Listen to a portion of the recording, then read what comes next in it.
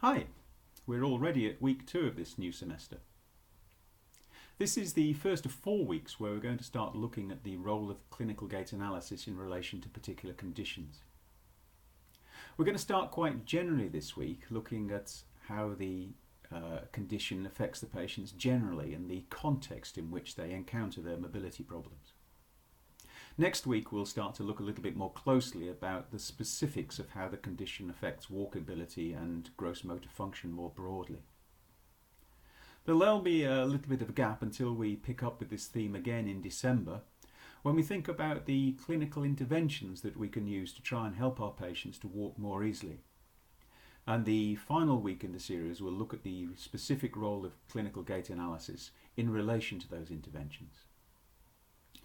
The learning material will present cerebral palsy as an example of the sorts of issues we're talking about, because of course cerebral palsy is the condition for which clinical gait analysis is most widely used. You'll be challenged, however, to identify a different condition that you can study in depth and that will provide the focus for your assessment.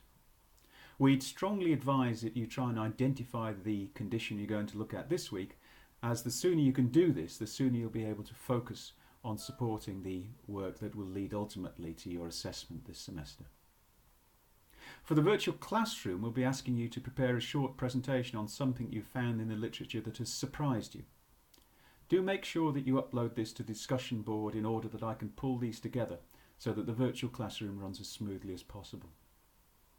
Towards the end of the week, we suggest that you explore patient perceptions of the conditions that affect them by surfing some of the patient support sites on the web. It's important for us all to be aware that our perception of how patients are affected by a given condition may be very different from theirs. Hope you look forward to the material.